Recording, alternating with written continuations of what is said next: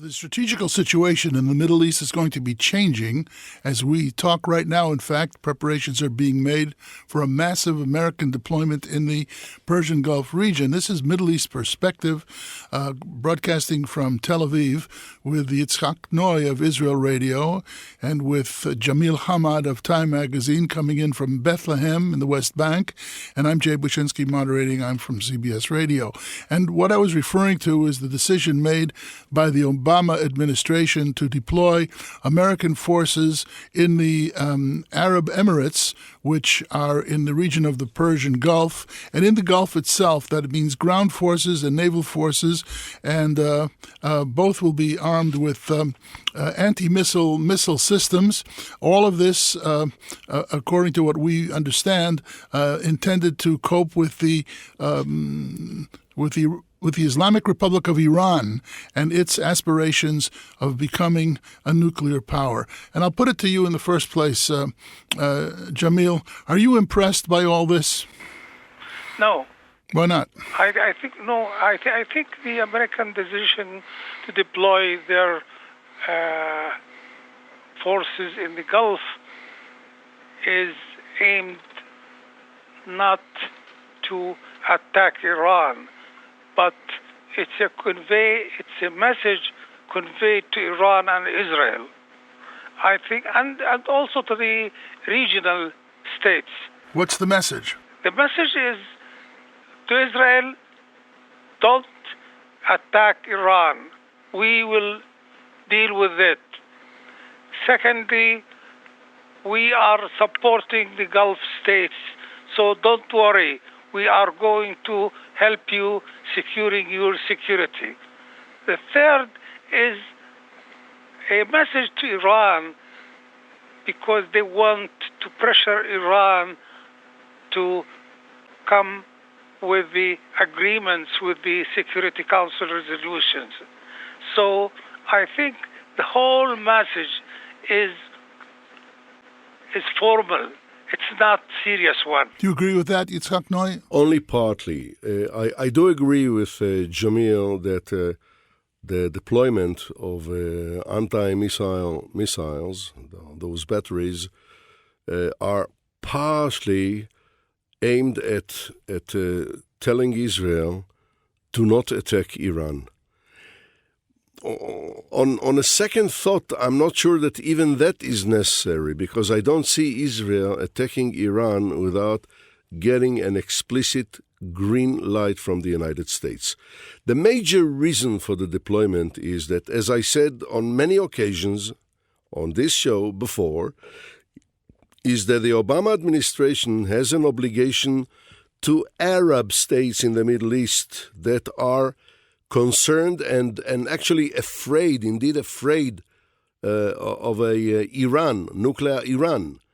And this is to tell them, A, we can restrain Iran, we can bring it back to a size, and you keep quiet, be calm, because a greater pressure is on the way. And my greatest fear is that that President Obama, being so moderate, so naive, might change the course of his approach to the Middle East 180% and turned out against his own will, against his own policy and philosophy, he'll turn to be a very aggressive president. Well, that's a far-reaching assumption, and we're not going to go into that particular aspect of your comment, but on the first part, and regarding what Jamil Hamad said before about the Americans restraining both Iran and Israel, I'd like to introduce another possibility, which is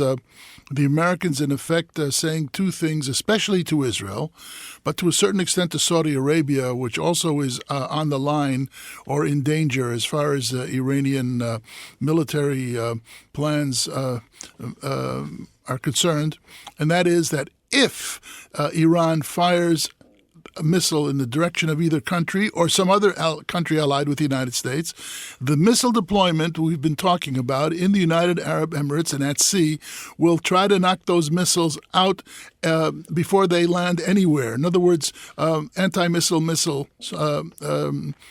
intervention. On the other hand, the Israelis would then have the opportunity, if the Iranian missile got through, or the Saudis, if it got through, and who knows, maybe even the Iraqis, to carry out what they call a second strike.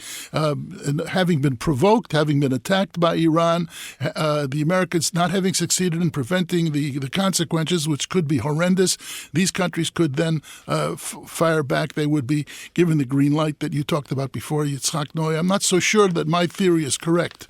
I have to say that second strike capability is a term taken from the Cold War, where the Soviet Union and the United States were facing one another with their unbelievable nuclear arsenal.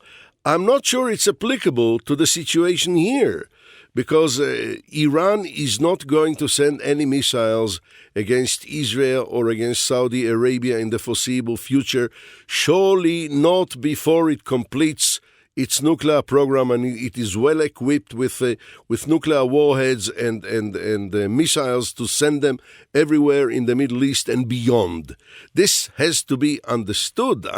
Okay, but before I bring Jamil back in on this, I'd like to point out that this American deployment is not going to be complete in the next month or two, but it may take 6 months to a year before everything is in place, and that is the crucial year. By the end of the deployment process, the Iranians may have their nuclear capability, and that deployment may have to go into action in the event a missile does go up. What do you say to that now, Jamil Hamad? Jay, I don't take the American deployment in the Gulf seriously, because the Americans are not going to attack Iran, are not going to counter Iran.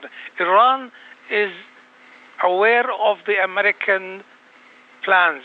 The Americans are in a trouble in Afghanistan and Pakistan and in Iraq.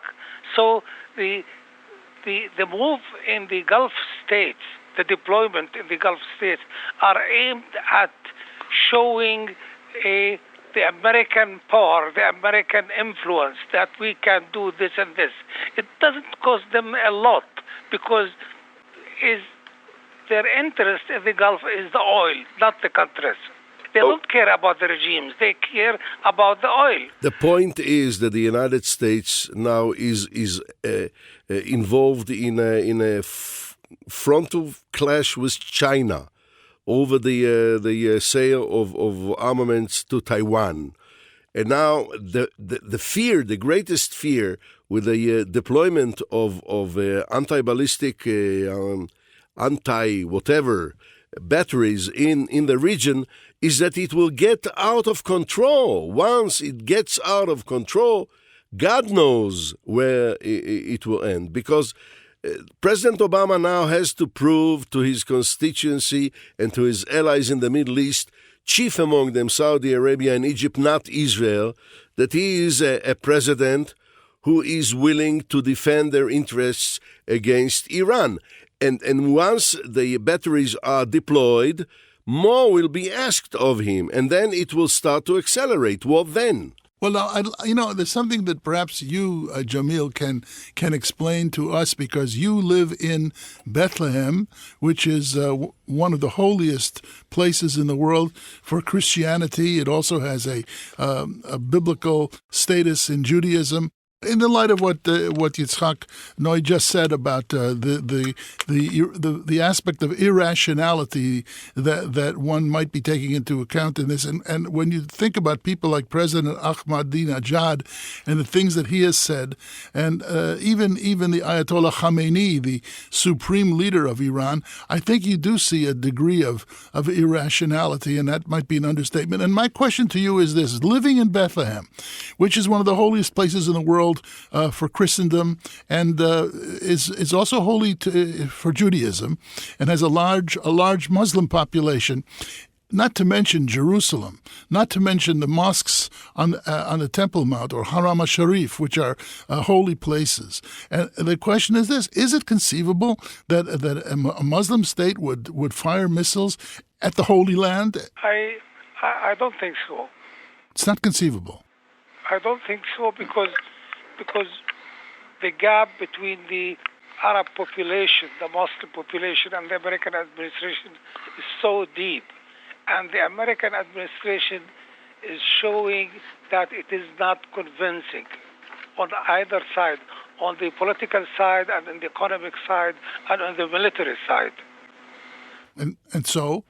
So the people do not trust the American administration. I'm asking whether you think that the Iranians will go all the way when they say we're going to destroy Israel. That means hitting those places. No, I think it's too early to judge Iranian plans. And I think the statements, the announcement about destroying Israel is just for home consumption. It's not serious. Briefly? Yeah, I think it's more than that. It's a euphemism demonstrating that Iran is in trouble. And with that, we're going to pause for a moment and come back to talk about another aspect, the State of the Union address.